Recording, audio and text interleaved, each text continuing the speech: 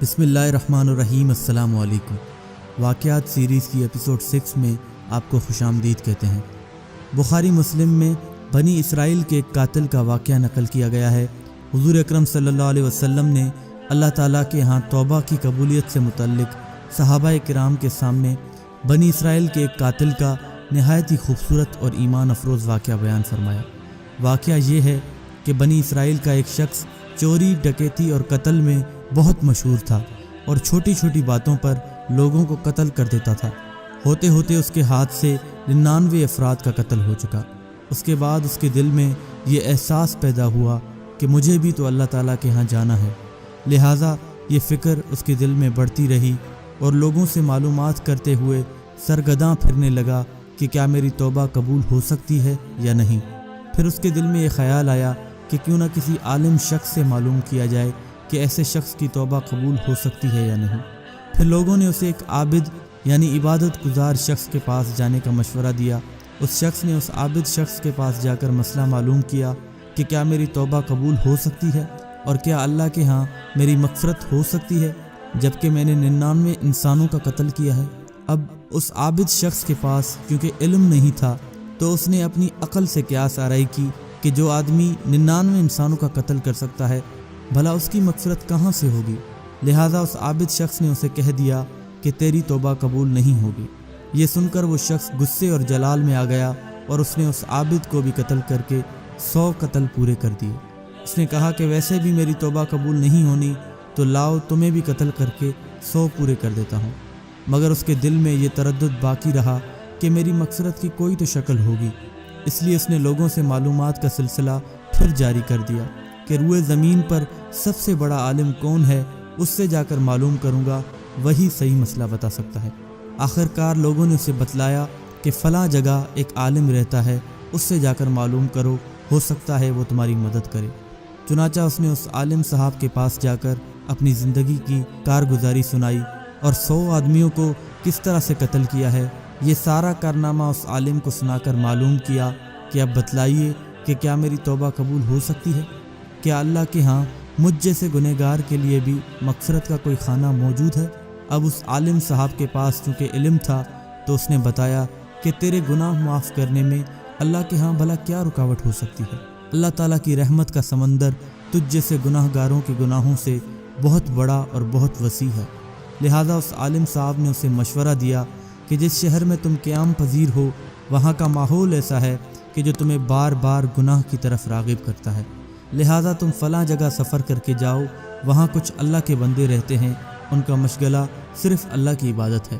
ان کے ساتھ مل کر اللہ کی عبادت کرو اور نادم ہو کر اپنے گناہوں کی معافی مانگو، انشاءاللہ تمہاری مغفرت ہو جائے گی۔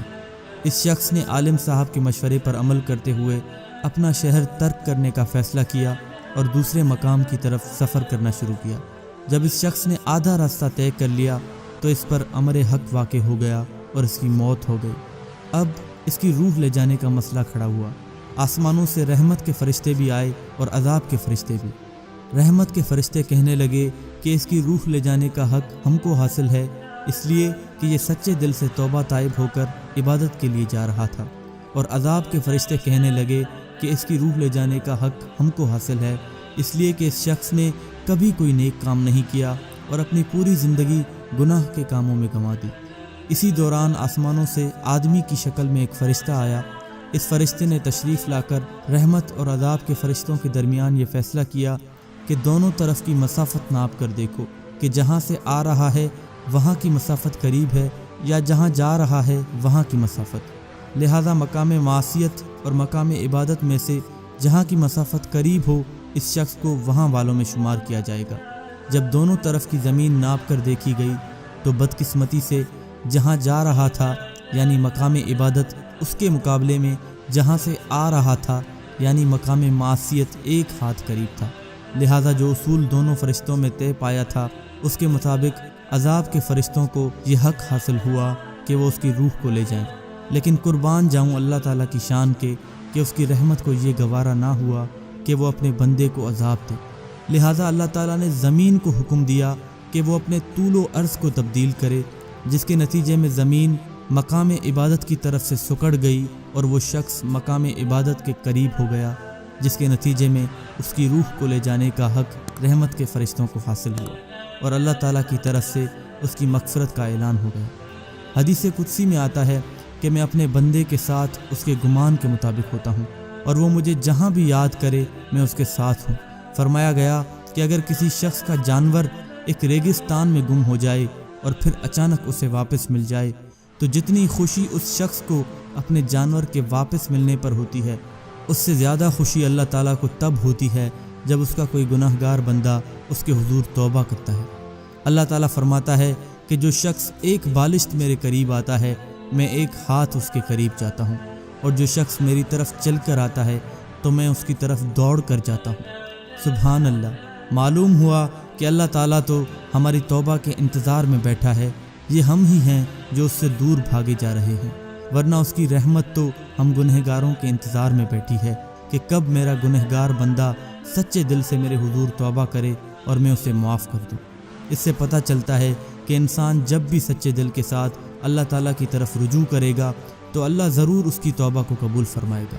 इंशाअल्लाह ये वाक़या खुसूसन उन हज़रात के लिए हौसला अफजाई और मुआवनत का सबब बनेगा जो कि बड़े बड़े गुनाह करके अब मायूसी की ज़िंदगी गुजार रहे हैं,